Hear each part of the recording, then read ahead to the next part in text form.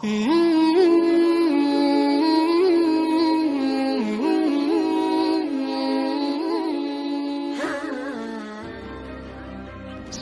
tanda-tanda kiamat besar yang disebutkan oleh Nabi SAW. Kata beliau, amblasnya bumi di belahan timur yang pertama, terjadi gempa besar. Sebagian ulama hadis mengatakan bagian Asia, di mana Allahu alam. Tapi ini tanda-tanda kiamat besar akan terjadi nanti. Kemudian terjadi lagi longsor bumi di belahan barat. Sisi barat bumi kita tahu wilayah Afrika dan seterusnya. Kemudian amblasnya bumi di Jazirah Arab. Ini yang dimaksud dengan amblasnya bumi, artinya longsor yang besar, yang sulit lagi untuk ditimbun, udah nggak bisa ditimbun, nggak bisa diperbaikin. Kalau di situ ada kota, ada kampung, pasti hancur udah. 3 sekaligus terjadi longsor di 3 titik yang berbeda dan secara waktu atau dalam waktu yang bersamaan. Ini sudah selangsung 3 tanda-tanda kiamat. Jadi pada saat terjadi di timur itu tanda-tanda kiamat besar 1. Terjadi di barat, tanda-tanda kiamat besar 2. Terjadi di Jazirah Arab, tanda-tanda kiamat besar 3. Kemudian di dalam hadis ini disebutkan secara beracak. Nanti sebentar setelah saya terjemahkan hadis ini saya akan sebutkan urutannya. Lalu kata Nabi SAW, kabut yang menutupi bumi ini. Kemudian ada Dajjal. Jadi kabut itu dihitung dalam hadis ini yang keempat. Dajjal yang kelima. Kemudian yang keenam binatang melata. Nanti akan saya jelaskan juga apa yang dimaksud dengan binatang melata. Yang ketujuh keluarnya Ya'juj Ma'juj. Ini juga akan kita jelaskan nanti. Kemudian yang kedelapan matahari terbit dari tempat terbenamnya. Yang kesembilan keluarnya api dari perut kota Aden yang menghalau manusia. Sulit, manusia tidak bisa melalui Jazirah Arab. Kemudian yang ke-10 turunnya Isa putra Maryam.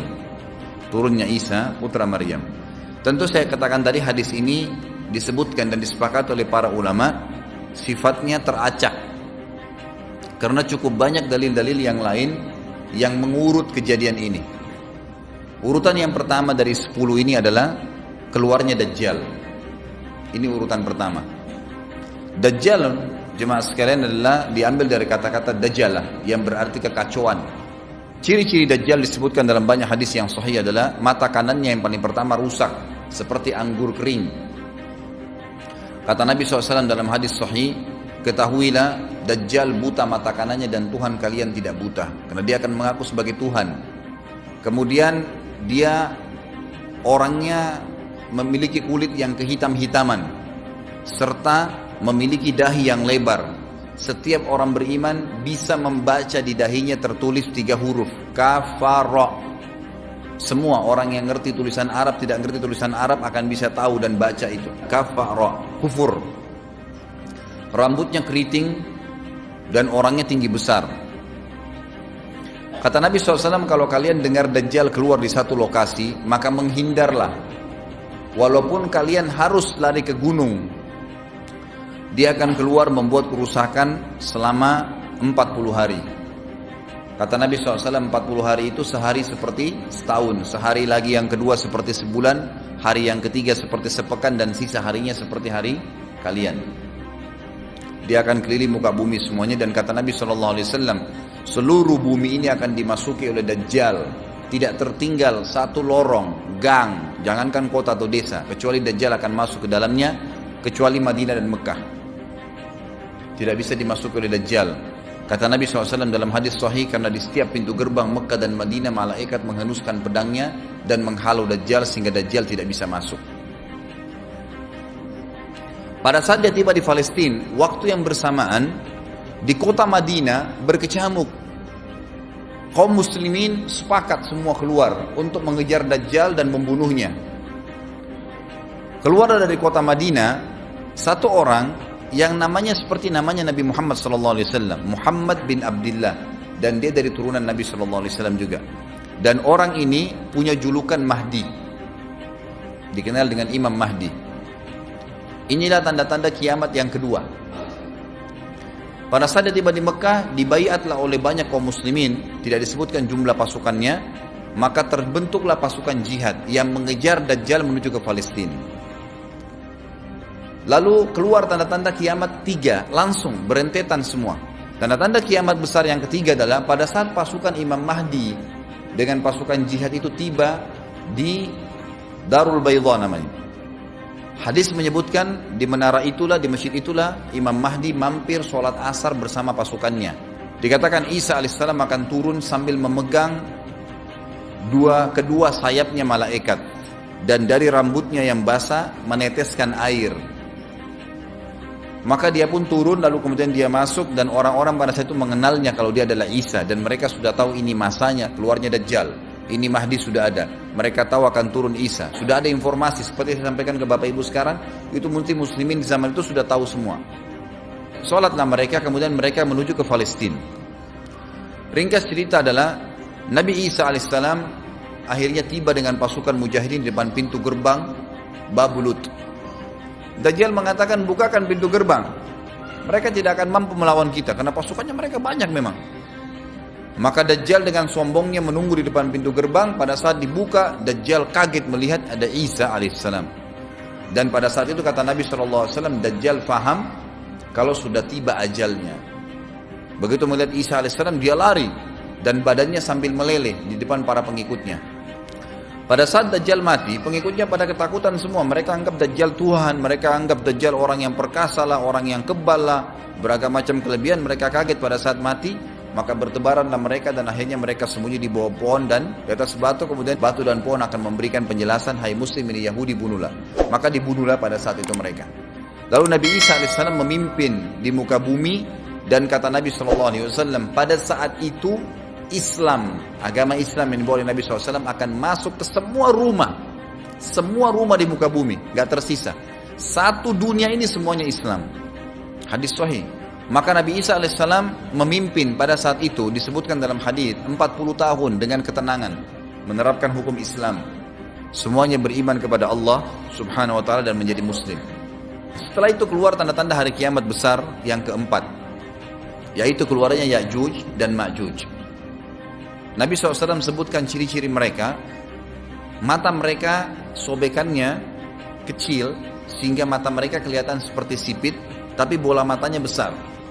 Mereka memiliki rambut yang keriting, dan mereka memiliki poster yang umumnya seperti poster manusia.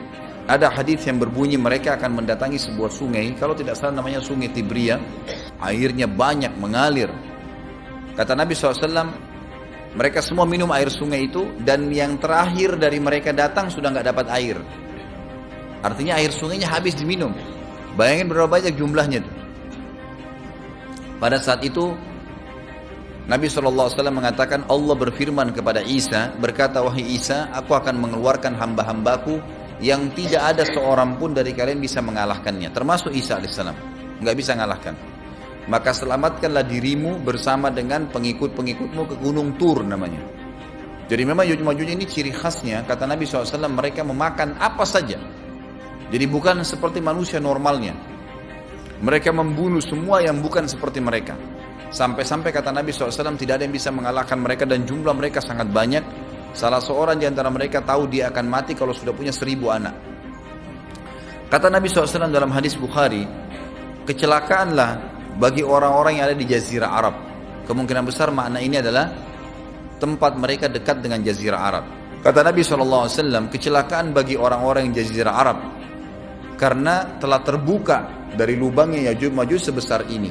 Udah kasih isyarat dengan jari ibu jari sama jari tengahnya. Artinya mereka sudah bisa melihat keluar. Pada saat mereka keluar, maka mereka akan mulai membuat kerusakan. Kata Nabi SAW di dalam hadis sahih riwayat Imam Bukhari, bahwasanya Ya'juj Ma'juj akan membunuh siapapun yang mereka temui. Bahkan pada saat mereka sudah merasa menguasai bumi, mereka melepaskan anak-anak panah mereka ke langit. Lalu Allah menurunkan anak-anak panah mereka sebagai fitnah dipenuhi dengan darah. Maka mereka berkata, kami telah membunuh semua yang ada di bumi dan semua yang ada di langit. Kata Nabi SAW, Allah lalu mengizinkan Isa untuk berdoa kepada Allah agar memusnahkan mereka.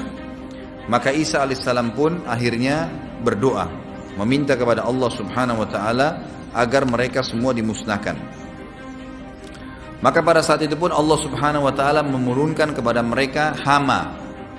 Sebagian hadis menyebutkan serangga kecil seperti cacing, banyak sekali yang menimpa tubuh-tubuh mereka. Setiap orang satu, dan itu membuat mereka mati. Kemudian setelah itu Isa alaihissalam memimpin lagi di muka bumi sampai beliau meninggal. Setelah Isa alaihissalam meninggal, kembali lagi sebagian besar manusia berbuat kekufuran. Maka Allah subhanahu wa ta'ala keluarkan tanda-tanda kiamat besar yang kelima. Yang kelima ini adalah keluarnya hewan atau binatang melata. Binatang melata ini disebutkan dalam hadis yang sahih riwayat Bukhari, bahwasanya Allah SWT akan keluarkan, tapi tidak disebutkan dari bumi mana dia keluar. Dia akan keluar hewan melata yang bisa berbicara seperti manusia dan badannya dipenuhi dengan bulu. Allahu a'lam bagaimana. Kemudian dia datangi orang-orang yang kufur tersebut dan menasihatin dan mengingatkan mereka. Yang tidak mau beriman, dalam hadis dikatakan dicap oleh hewan tersebut. Allahu a'lam dicap seperti apa, sehingga ketahuan mana yang kafir, mana yang beriman. Terus dia keliling di muka bumi, tapi tidak disebutkan berapa lama. Lalu kemudian Allah lenyapkan si dabbah ini. Kemudian datang tanda-tanda kiamat yang ke-6. Tanda-tanda kiamat yang ke-6, 6, 7, 8. Itu berentetan semua. Longsor besar di timur, di barat, dan di jazirah Arab.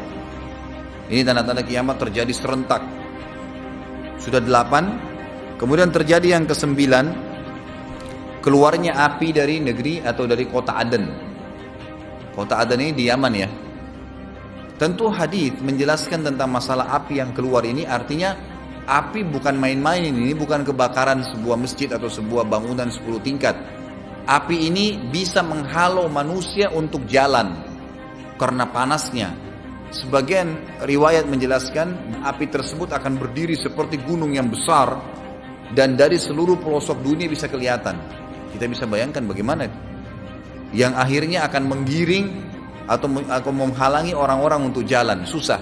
Sebagian ulama hadis mengatakan mereka nggak bisa jalan, tidak bisa ada penerbangan, tidak bisa ada orang jalan karena panasnya bumi ini dari api tersebut. Dan itu memang kemungkinan besar akan keluar satu waktu, Allahu a'lam kapan. Dan yang terakhir, tanda-tanda kiamat sebelum ditiup sangkakala adalah terbitnya matahari dari tempat terbenamnya. Dan ini sudah terakhir sekali. Makanya kata Nabi SAW, taubat akan diterima sebelum matahari terbit dari tempat terbenamnya. Artinya selama yang lain itu masih ada, masih bisa taubat. Kalau sudah itu, sudah sulit. Ini tanda-tanda kiamat. Sebagian ulama memasukkan tanda-tanda hari kiamat kecil, ada yang masukkan tanda-tanda kiamat besar. Ada dua hal. Yang pertama itu adalah keluarnya Dzu Suwakatain. Ada orang dari negeri Habasyah dikenal dengan Dzu Suwaka. Dzu Suwaka ini sak artinya betis. Diberikan julukan Dzu Suwaka karena betisnya sangat kecil. Orang ini, Bapak Ibu sekalian, kata Nabi SAW akan menghancurkan Ka'bah. Dan kata para ulama pada saat itu memang manusia sudah sunyi, nggak ada lagi yang datangin Ka'bah. Orang-orang sudah lalai gitu kan. Keluarlah orang ini. Makanya sebagian ulama masukkan dia tanda-tanda kiamat sebelum terbitnya matahari dari tempat terbenam. Ditambahkan ini yang ke-11 gitu. Atau ini yang ke-10, terbitnya nanti kiamat yang ke-11. Kata Nabi SAW, dia akan mencabut batu-batu Ka'bah satu persatu sampai rata dengan tanah. Dan saya sedang dilihatkan oleh Allah sekarang bagaimana pada saat dia mencabut batu itu. Hadis sahih riwayat Bukhari Muslim. Yang terakhir, yang kedua, yang berhubungan juga dengan tanda-tanda kiamat, ada yang memasukkan kiamat kecil, tapi ini lebih dekat dengan kiamat besar. Orang yang terakhir meninggal itu adalah orang dari asli suku Madinah yang sedang mengembala kambing. Kata Nabi SAW, orang yang terakhir meninggal dari kalian kalangan manusia. Semua orang sudah mati, tinggal dia sendiri. Tapi dia nggak tahu. Dia lagi mengembala kambing, kemudian dia masuk dengan gembalanya ke kota Madinah, ditemukan semuanya tidak ada kehidupan. Nggak ada orang, nggak ada binatang, nggak ada apa-apa, tinggal dia sendiri. Pada saat dia meletakkan telapak kakinya di kota Madinah, maka pada saat itu dia meninggal. Dan inilah manusia terakhir meninggal sebelum ditiup sangkakala terakhir. Allahu a'lam.